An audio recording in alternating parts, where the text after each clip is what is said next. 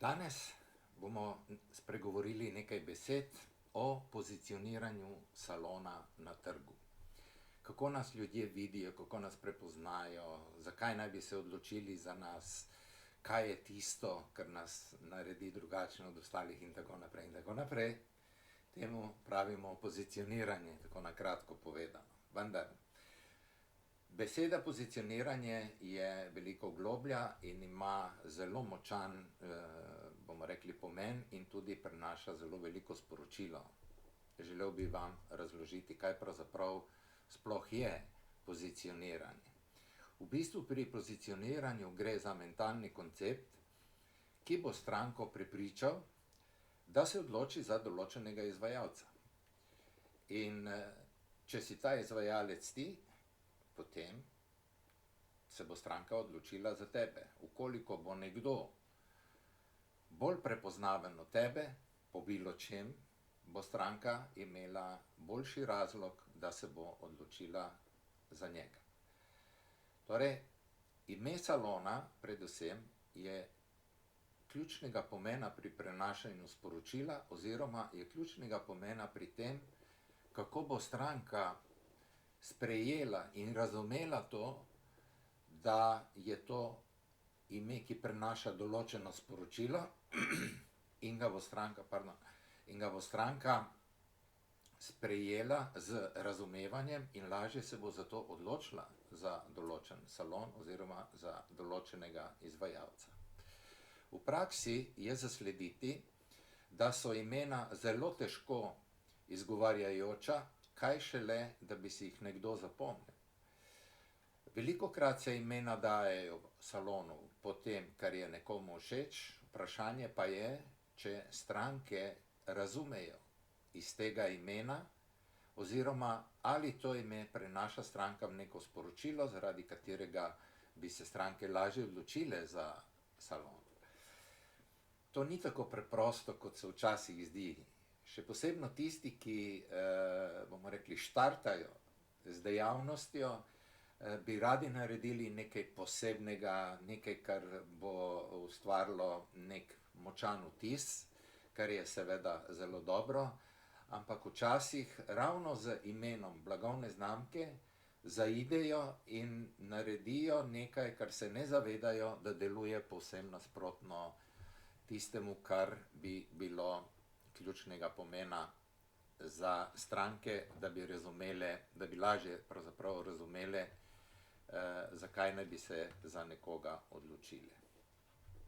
Torej, če želimo, da ime ostane v spominu strank, mora prenašati direktno sporočilo in da bi pri tem bili še bolj uspešni, uporabljamo eno zelo zanimivo orodje, ki se imenuje specializacija. Če smo za nekaj specializirani, nas ljudje prepoznajo po tem, da smo specializirani za določeno aktivnost, določeno dejavnost, tako kot jaz izvajam izključno izobraževanja za kozmetične salone, nekateri izvajajo izobraževanja za vse dejavnosti, ne. To ne pomeni, da jaz ne poznam tudi drugih dejavnosti in da jih ne bi lahko predstavljal, kar sem tudi že seveda pred leti.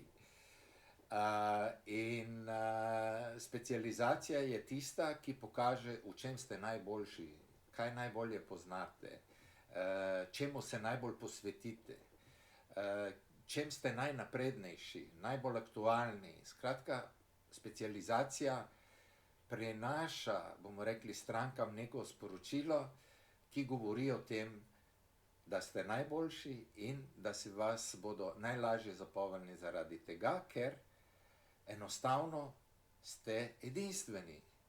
In po tistem, po čem ste edinstveni, boste lažje stranke prepričali, da se odločijo ravno za vas. Torej, stranke, ko pridejo k vam v salon, ni potrebno, da samo vedo, zakaj pridejo. Da reče, ne vem, bom šla pač na neko nego obraza, bom šla na depilacijo, bom šla na epilacijo, bom šla na pedikuro, kakorkoli. Ampak zakaj pridejo? Zakaj pridejo ravno k vam? To je pomembno pravilno predstaviti. In ko enkrat to razumemo, je pozicioniranje zlahka razumeti. Torej, če povzamemo, bi lahko dejali nekako takole. Strankam je potrebno prikazati, v čem ste drugačni od ostalih ponudnikov. Čem je vaša prednost? Kaj je tisto, kar vas dela drugačne od ostalih? Je to kakovost vašega dela? Je to prepoznavnost? Je to prepoznavnost po, kot smo rekli že prej, po specializaciji? Je to vaša prepoznavnost po dolgoletnem delu, po dolgoletnem uspešnem delu? Skratka, je to prepoznavnost po zaupanju strank? Veliko je teh zadev, med katere sodi tudi recimo sama ponudba, ki jo predstavljate strankam oziroma ponujate.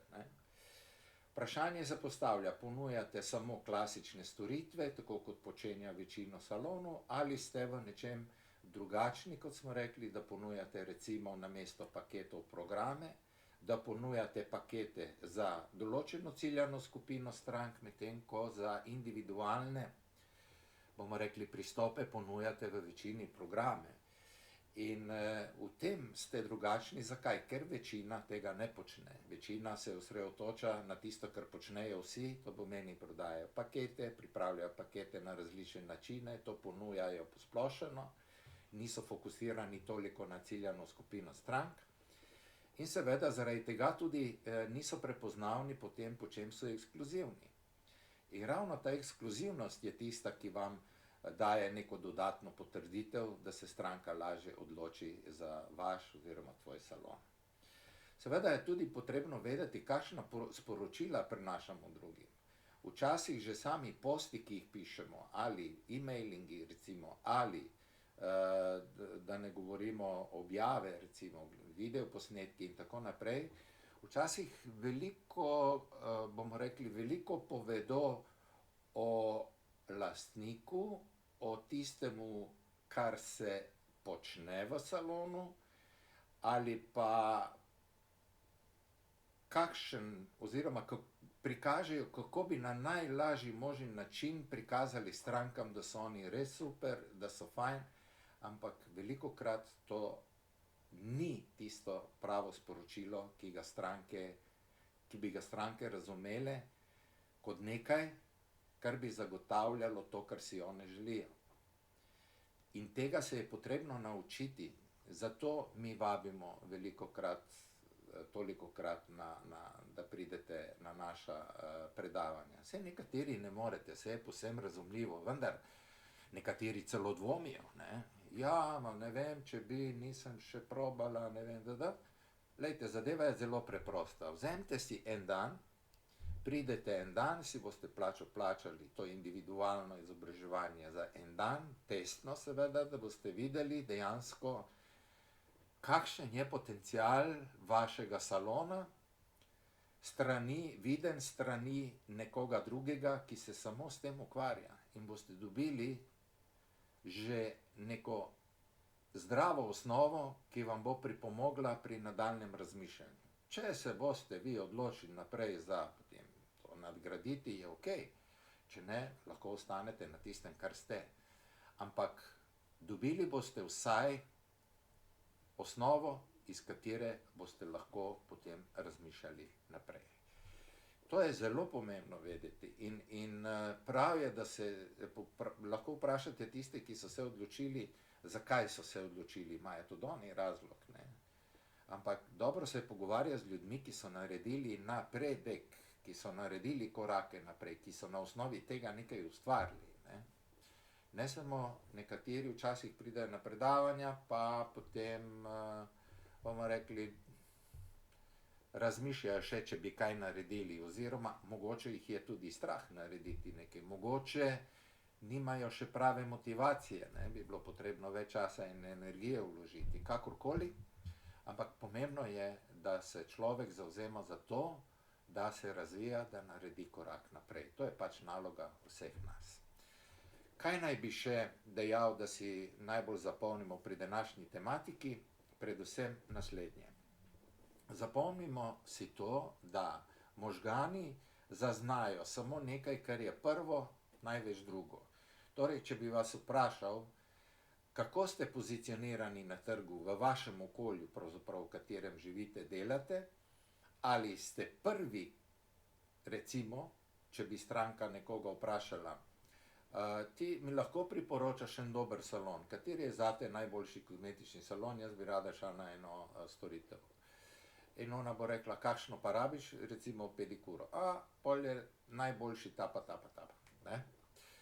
In če vas stranke na takšen način priporočajo, ko jih vprašate, pomeni, da ste dobro pozicionirani. Če je to večje število, pomeni, da vas že masa ljudi pozna po nečem, kar ste specializirani. Torej, v nečem ste eksperti, da ljudje pridejo k vam. Ne? In zdaj, če vprašate, kateri salon je najboljši v določenem kraju, ko vam bodo ljudje odgovorili, povedali vam bodo za enega, maksimalno dva.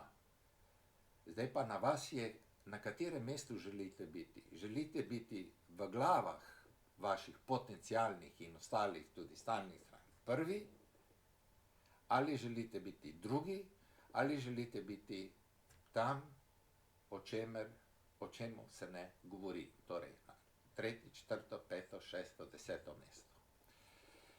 Če želite biti med prvimi in drugimi, potem je to pravi čas, da nas pokličete, se bomo usedli in bomo zadevo preverili. Kaj bomo najprej preverili? Potencial, ne? Tam, kjer imate še velik potencial, pa mora biti še ni dovolj izkoriščen. Skratka, našli bomo možnosti, da boste bili na trgu veliko bolj prepoznavni in s tem tudi veliko bolj v končni obliki zadovoljni.